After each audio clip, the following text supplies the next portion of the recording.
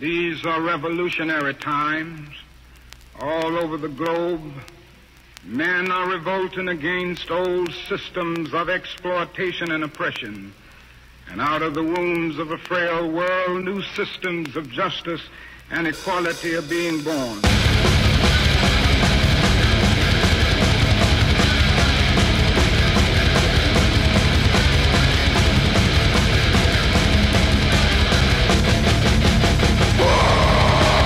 Dylan Stout. I run SLCHardcore.com. I also play guitar for Hitchhiker, Cool Your Jets. How long have you been running SLCHardcore.com? Almost a year. And this Sub for Santa show, what does the benefit mean to you? The benefit? A few years ago, I helped Blake with a show, and it was a drunk driving accident, and there were a few victims of the drunk driving accident. And that's what really turned me on to the benefit factor of shows. And this show, I don't know who it's going to yet, but usually we pick out a family that's in need, that really needs it. Scoot up, everyone scoot up. So I'm kind of fucking sick. If my throat goes out, I apologize. I'm gonna sound like Screech from Saved by the Bell. Fuck it, who cares? I'm hardcore. We are Cool Your Jets. Thank you for coming out to Sub for Santa.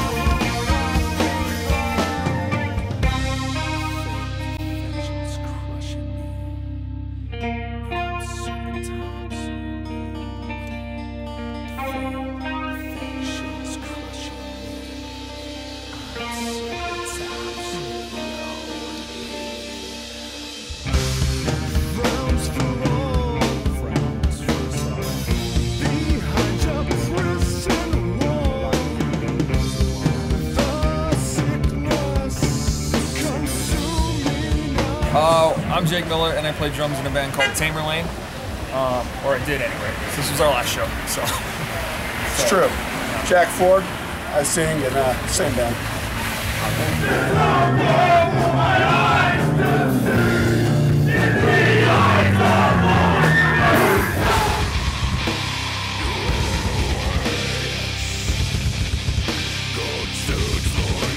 How did you guys start?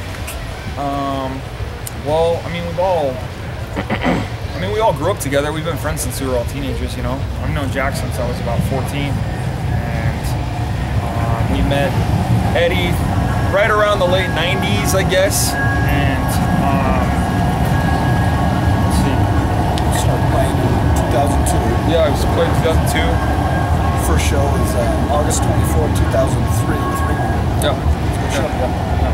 It's good that you remember. So I don't know. We just wanted to play. We, you know, Yeah. there was I was right on the verge of like the whole metalcore thing happening, and you know, guarantees at shows and shit like that. You know what I mean? And so we wanted to really not play that stuff. We wanted to play something else. Do you just like playing still? Or? I mean, I love playing with my friends. You know what I mean? And but to be honest with you, like, he's got a baby, raising him good, and I got a business I'm trying to run. And and so, you know, it's not that. I mean, I got a house, wife, the whole deal. So it's not like music is a huge thing to me still, you know. But it's gone past, you know, the newest hardcore band or all that kind of stuff. So. Well, great, man. Yeah, I got it out. I feel like I got it out. I mean, one of our friends who was incarcerated for 13 years, out doing him, adjusted, thank you very much, which is pretty heroic. I mean, if you know, that's insane. Yeah. So we played mostly because he had never seen us and he really wanted us to play. Because like I said before, you say breaking up, I didn't really want to play anymore because, like you said, I wanted to remember how it was, not be pissed that when I played, people didn't know what the fuck was going on. Not to be like the serious guy, but...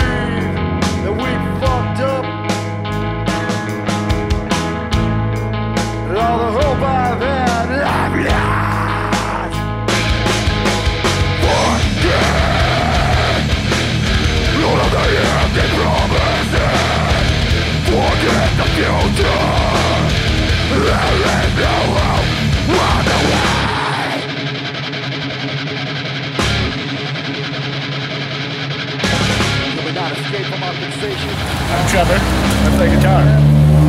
Bill. Ross. Jerem. Good Jerem. We started basically in the 90s. Most of the Salt Lake hardcore bands were all vegan, and when they broke up or disappeared or whatever, I thought that there needed to be a vegan band in Salt Lake, so that's how Jerem started. Well, it's about veganism, but it's also a straight edge band also. We sing about the, you know, like problems in society, problems in our culture mainly. You know, basically how everybody thinks that humanity is flawed, and we believe that, you know, there's a better way. Yeah. Also addressing society's complacency in terms of, you know, environmentalism and things like that. I think it touches on that too. It's really important. So you guys recently announced, like on Facebook and everything, you guys are back together and write new songs. Are you guys still going to be heading in the same direction, or what can we expect out of Cherem in the next few months? Well, I would imagine that we've learned a lot, and I've learned a lot in the last 5 or 6 years. My world has changed slightly, and I think we'll just probably talk about a lot of different stuff. You know, maybe how things interact, and that, you know, you can be vegan and not hate all your friends and family that aren't vegan and still care about veganism. There's always been a lot of confusion about vegan bands because a lot of them just want everyone else to die. But I love my friends. I love my family. You don't have to believe what I believe, but that doesn't mean it's not important to me, and I'm not going to get up here and tell you about it. So I think all the years we've been a band, I've always wanted to say that, and I never did. And so I'm saying it now. So fuck you guys. We'll go to the front.